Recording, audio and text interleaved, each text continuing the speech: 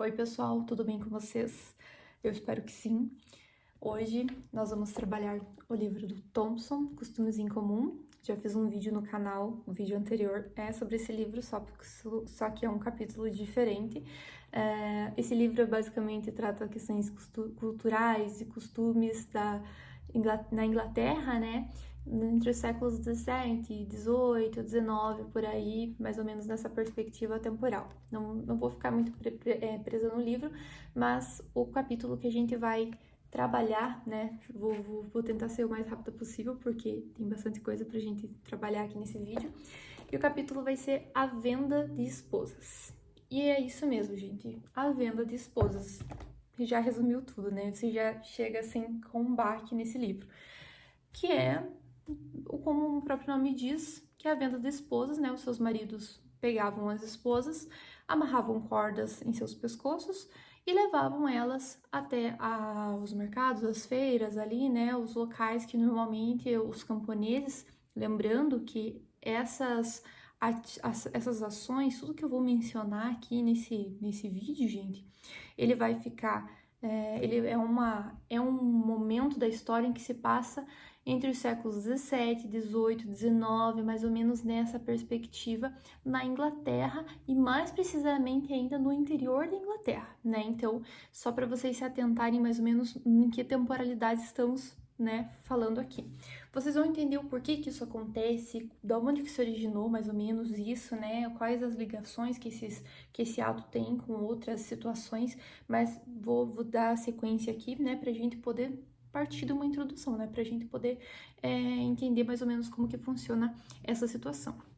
Então, assim como eu disse, né, os maridos pegavam as suas esposas e levavam até o mercado, até as feiras, os lugares que faziam normalmente negócios de outras coisas também, de animais, de alimentos e tudo mais, e também faziam a venda, né, das suas esposas para outros homens. Então, assim, isso era um costume comum, né, nesse período. Essas vendas, gente, nós temos que compreender que eram feitas por um grupo social, né? Como eu disse, eram ali da parte interiorana, né, da Inglaterra ali, daqueles séculos ali, e ficavam normalmente centralizados em operários, ferroviários, funileiros, ambulantes, né? Eram pessoas ali, né, de uma classe social ali, né, de um grupo e que pertenciam ali que realizavam esses atos. Então, a gente não tem a elite, por exemplo, né, uma nobreza participando ativamente desses atos também. Então, a gente até tem alguns relatos da elite participando, inclusive eu vou ler um deles para vocês aqui da página 313 daqui a pouco. Mas temos que nos atentar que é particularmente isso um costume de um povo mais pobre mesmo, de um povo, né, de uma região mais interiorana mesmo, tá? Só para vocês compreenderem mais ou menos essa situação. Então, de onde que a gente pode considerar um surgimento desse ritual? O Thompson, ele fala, né, ao longo do livro, ao longo do capítulo, ele vai mencionando essa relação dessa venda com a própria venda dos animais, porque nós temos, né, essa comercialização nesses mercados, nessas feiras, dos camponeses vendendo os seus animais. E o que eles fazem com os animais? Eles amarram uma corda no pescoço e levam os animais para a venda, para fazer a negociação ali entre as partes interessadas. Então, a gente tem aí uma ligação meio direta, né, nessa questão da venda do animal e essa venda da esposa. Então, né, podemos juntar os dois, digamos assim, que no mesmo grupo. Né? Então, é claro, né, gente, que eu tô sendo assim, não sei descrever assim como eu tô sendo, assim, não é nem irônica, mas assim, é uma forma de vocês compreenderem mais ou menos da onde que a gente pode partir de um princípio que esse ato começou, né? Porque ele tem muita ligação, inclusive uma outra ação que eles tomam nessa situação aqui também tem uma ligação com essa venda dos animais, que a gente pode correlacionar, né?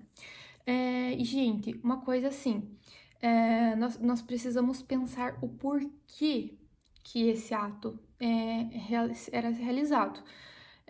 Não é simplesmente, eu vou pegar minha esposa e vou levar na praça pública para vender ela, né? Para leiloar ela, não sei. Nós temos que ter em mente que estamos trabalhando numa Inglaterra no interior, há séculos atrás, onde não se tinha nem a ideia dessa questão do divórcio. Nós não temos uma instituição, uma coisa que trata dessa questão da separação legal, né, dos casais, dessa questão do matrimônio, por exemplo. Então, assim, nós não temos em nenhuma esfera, nem na civil e muito menos na religiosa, qualquer possibilidade de separação de casais. Então, assim, essa é uma forma, já coloquem na cabeça de vocês, é uma forma que essas pessoas encontraram de fazer a sua separação, de fazer o seu divórcio. Tô sendo meio anacrônica aqui, porque essa palavra divórcio até nem existia, né?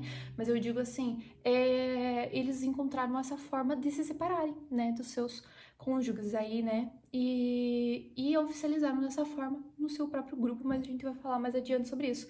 Mas eu já adianto que isso foi uma forma, né, que eles encontraram de fazer essa separação. Eu vou ler agora a citação para vocês, gente, sobre a participação, uma das participações de um povo, assim, digamos que mais da elite, né, nesse ato de venda da esposa, que inclusive a imprensa encarou, assim, de uma forma absurda, porque, gente, a imprensa relatava coisas, nós temos a imprensa, né, a imprensa, não sei, panfletos, sabe, coisas, assim, simples, né, nós temos registros, porque, assim, tudo que foi documentado aqui nesse livro, tudo que tem de informações passadas nesse livro, são a partir de documentos. Então, esses documentos são a partir de registros. Esses registros vêm de onde? Vêm da imprensa, vêm das paróquias, vêm de várias fontes de informações. Então, assim, aqui, esse caso, obviamente, é um deles. Na página 313, né, no capítulo A Venda de Esposas.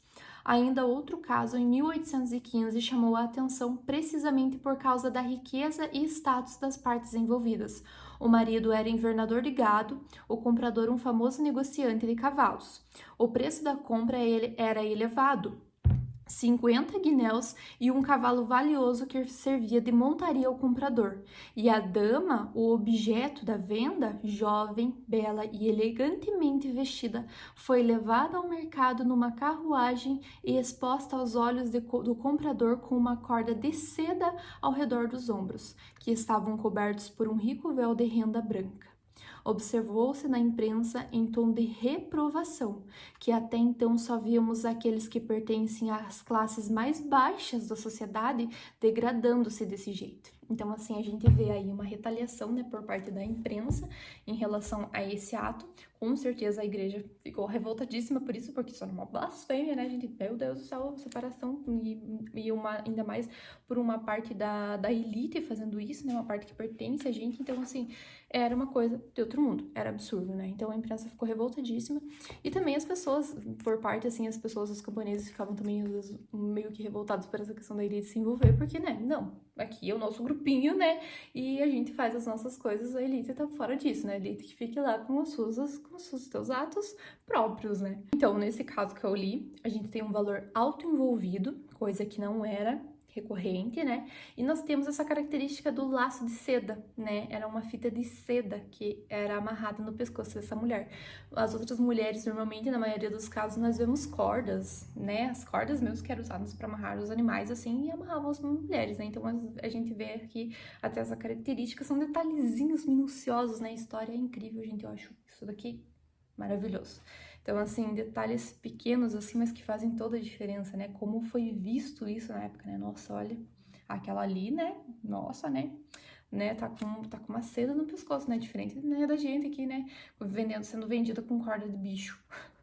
Já imagino os diálogos. Eu já fico até imaginando os diálogos das mulheres na época, né, gente? Mas é automático, não tem como. Ao mesmo tempo que a gente tem essa questão dessa venda, né, de um caso, né, de um dos casos de uma mulher, né, que fez parte ali da elite, nós temos também outros extremos, gente, em que mulheres são vendidas de graça ou por um copo de cerveja. Mas aí que entra uma outra parte que vocês precisam pôr em mente, tá?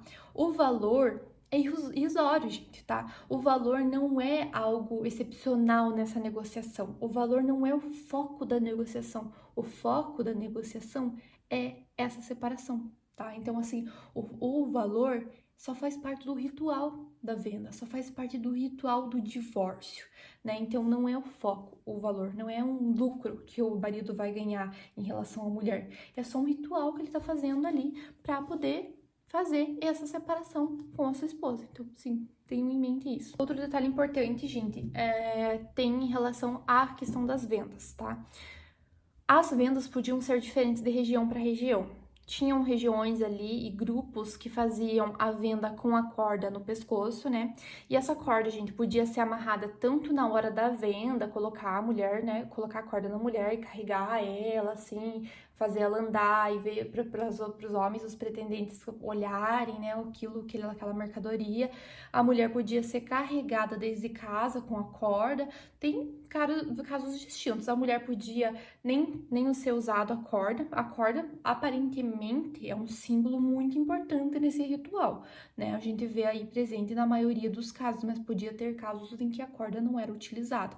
Assim como também os locais que essas negociações eram feitas. Podiam ter locais ali feitos em tavernas, tipo em bares, assim, podiam ser em praças ali, em praças públicas ali, né, em mercados, em feiras ali, podiam ser em outros locais, então assim, mas uma característica muito importante dessa negociação é que devia ter testemunhas, né? Hoje a gente vê o casamento, né, no civil, por exemplo, o casamento no religioso ou qualquer outro ato, assim, que a gente vai ver uma questão mais burocrática, assim, normalmente é exigida essa questão das testemunhas, né? E a gente vê aí já anos atrás essa questão.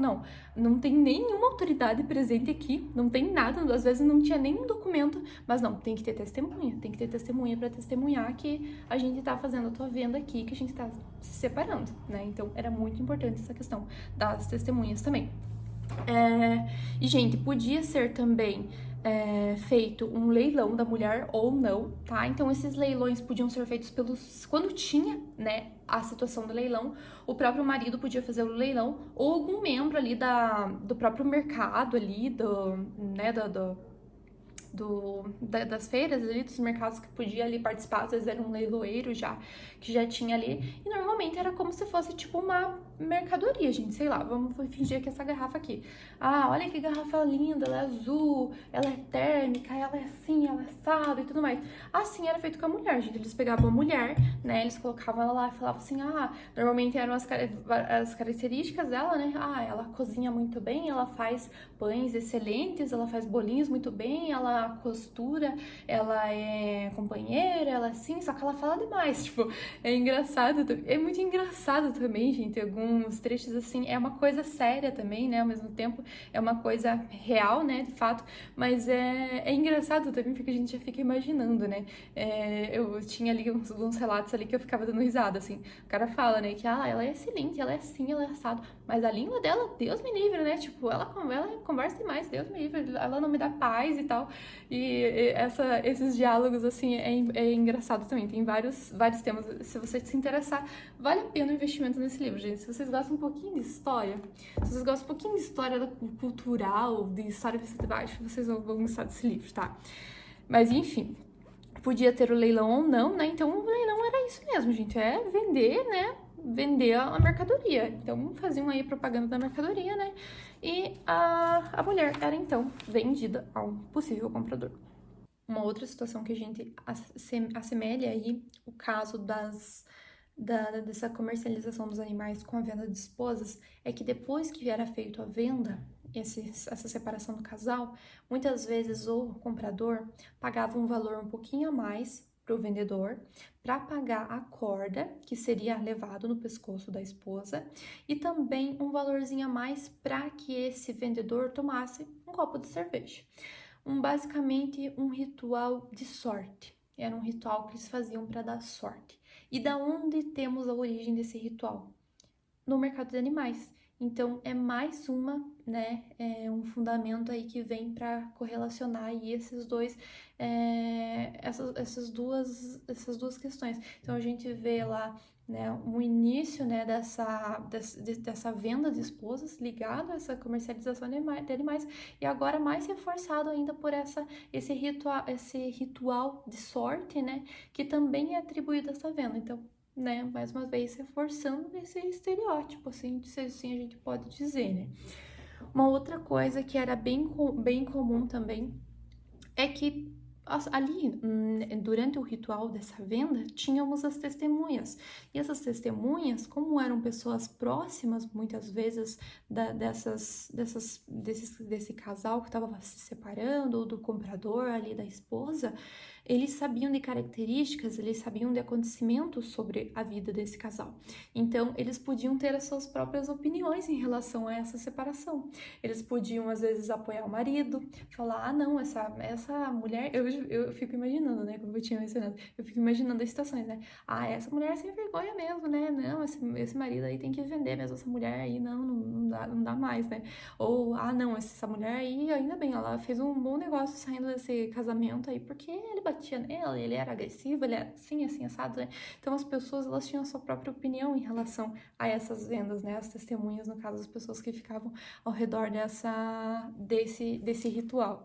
Mas é uma coisa a mais, né? Uma curiosidade só e é engraçado, porque na imprensa também acontecia essa mesma coisa. A imprensa, que a gente pode dizer, é essa questão dos registros, né? Esses documentos que eram feitos em relação às vendas, nós temos também baseados de acordo com quem estava registrando, né? Se a gente tem hoje notícias comuns com tons sensacionalistas, digamos assim, no passado a gente também podia ter muito isso. Então, nesse caso da venda das esposas, também podia acontecer, né? Dos registros, às vezes, serem registrados de uma forma, num tom, sei lá, irônico, e na verdade a situação era extremamente dramática, né? Então, é comum, tem vários relatos aqui de vendas de esposas, e podia ser que essa situação não fosse exatamente assim, mas é só, né, para vocês compreenderem que, né, a vida, né, eu costumo pensar de uma forma meio cíclica, assim, né, se hoje a gente tem essa questão de sensacionalismo, de fake news e tudo mais, no passado nós também tínhamos, né, tudo tem uma origem.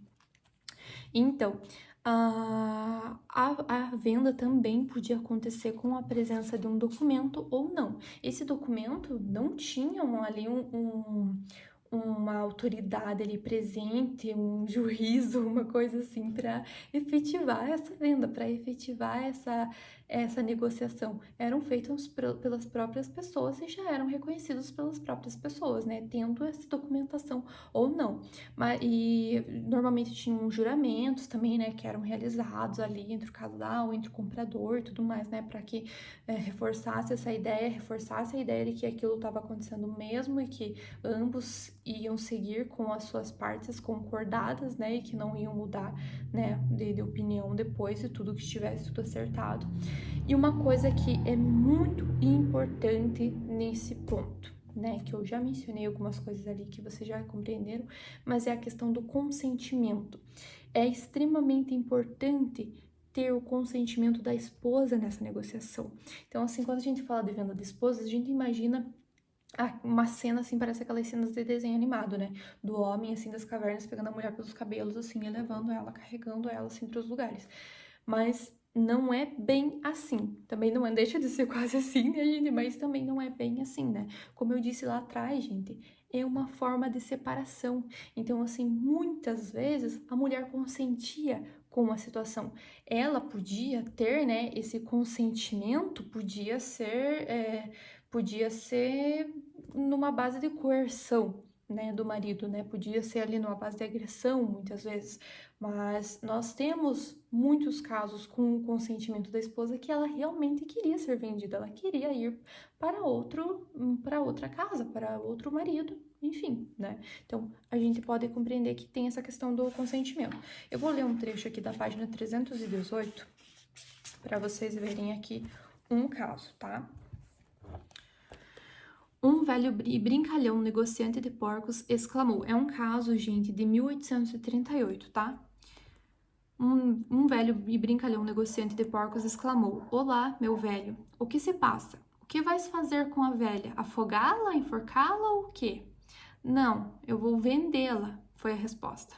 Houve um coro de risos. Quem é ela? Perguntou o negociante de porcos. É a minha esposa, respondeu o lavrador, sobriamente, e uma das criaturas mais ordeiras, sérias, diligentes e trabalhadoras que já surgiu. É tão limpa e arrumada como uma flor, e é mão fechada, faz qualquer coisa para poupar 6 pence, mas tem uma língua e tanto, fica me incomodando de manhã até meia-noite. Não tenho um momento de paz por causa da sua língua. Por isso concordamos em nos separar, e ela concordou em partir com aquele que fizesse a oferta mais alta no mercado. Você está disposta a ser vendida, minha senhora? Perguntou alguém. Sim, estou, ela respondeu mordazmente. Então, disse o homem, quanto me dão por ela? Fez-se uma pausa, então um velho tocador de vacas, com uma vara de freixo na mão, berrou, 6 pence por ela. E assim começou a negociação ali, né, que vai se estendendo e tudo mais. Então, assim, ali a gente vê um relato de uma mulher que, sim, ela consentiu, ela queria sair daquele casamento, né, podia ser por base de coerção isso daqui? Podia, a gente não sabe, né, aquela coisa da questão da manipulação. Mas, assim, tem casos em que temos, sim, o consentimento e que, sim, a mulher queria sair daquele casamento. E aqui também entra uma das partes, assim, também muito importantes dessa situação, que é a questão dessas vendas teatrais. Muitos desses casos eram teatrais, gente.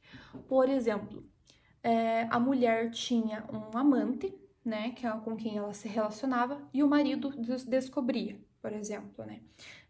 Então, o marido concordava ali com a mulher e com o amante, eles faziam ali uma pré-venda, né, se organizavam para fazer a venda, né, tendo testemunhas e tudo mais, sem as testemunhas muitas vezes saberem. Então eles iam até o mercado, o marido levava a mulher para ser vendida, né, com acorde e tudo mais, mas o comprador já estava determinado, era o amante. Então eles já tinham se organizado e era o amante que ia fazer, né, o pagamento final, era ele que ia ficar com a esposa no final de tudo. E assim, em outras situações também, por exemplo, não é um caso desse do amante, é um caso normal, assim, que o marido simplesmente queria levar a mulher para vender e a mulher também, né, queria ser vendida, enfim, queria ir para um outro casamento. E aí, por exemplo, o cara escolheu, não, esse dali tem um lance legal, né, vai ser esse. A mulher podia falar, não, eu não quero esse, eu quero outro. Esse daí eu não quero, esse daí, sei lá, esse daí é pobre. Podia falar alguma coisa assim, não sei. Eu fico imaginando, né, gente? Eu fico imaginando, minha cabeça que fica criando casos aqui na minha cabeça, né? Fico fazendo uma novela na minha cabeça aqui. Mas enfim, você, a mulher, podia pensar, não, você quer isso, sei lá, né? Uma coisa assim. Então, ela podia ali, né? Não, eu não quero com esse, vamos, porque eu quero outra pessoa. Então, fazia-se a negociação de novo ali, fazia de novo a amostragem da mulher e tudo mais, e oferecia essa mulher pra, né, outros pretendentes, possíveis pretendentes. E outro ponto, a compra não era exclusiva apenas de homens, apenas de possíveis maridos. Muitas vezes as mulheres, elas estavam sendo, sei lá, exploradas, abusadas, não sei, nos seus relacionamentos, ou simplesmente estavam infelizes com o casamento e queriam que este fosse anulado. Então, elas pré-arranjavam a sua compra, né, com os seus familiares, com os irmãos, com as mães, os pais, não sei, conversavam ali com eles e elas mesmo faziam os trâmites ali, organizavam para fazer uma venda dela, né, do marido, vender ela para os familiares. E essa venda também já estava pré-arranjada. Então, assim, é mais uma questão aí, né? Legal também, que não era só os maridos que compravam as mulheres, mas também a família podia ter a mulher de volta. Normalmente ela ia morar de novo com a mãe, com os pais e tudo mais, sabe? E assim, de fato, era anulado o casamento, né? Mas, gente, nem tudo era pacífico também, tá? Eu tô falando aqui num tom, assim, que tá parecendo, nossa, que mil maravilhas, né? Todo mundo queria se separar, que bonitinho, né? E tal, todo mundo se separava e tudo mais. Mas não é bem assim. Eu vou ler aqui um trecho aqui pra vocês de um outro caso, né? Mais violento, digamos assim. Um tecelão de meias vendeu a mulher para outro fabricante de meias em 1829. Algumas semanas depois, ao passar pela casa do novo casal, ele viu a mulher trabalhando no tear, aparentemente bem satisfeita. Essa visão de sua antiga companheira ajudando seu rival o enfureceu de ciúme. Ele voltou com uma arma carregada e já estava mirando a ex-esposa pela janela, quando um terceiro ali, uma outra pessoa veio e interveio, né, essa situação, mas que ele podia muito bem ter assassinado a sua esposa. Então, assim, não são tudo flores, né, gente? Não é tudo mil maravilhas. Então, assim, a gente tem realmente casos de violência, casos complicados aí, né, críticos, mas, assim, temos que compreender que, assim como hoje, tinham também casos diversos, né? São várias situações. E outra coisa, já estamos finalizando o vídeo, já está bem longo, com certeza desta vez eu estou cortando ele, mas eu vou tentar resumir aqui pra vocês este finalzinho, tá? Então, gente, mas por que tudo isso? Não era mais fácil só se separar e pronto? Ah, cada um vai viver na sua casa, não sei. Gente, nós temos que pensar, como eu disse lá no começo, é interior da Inglaterra. São séculos atrás. Não temos as questões logísticas, não temos o deslocamento que temos hoje. Era tudo mais difícil.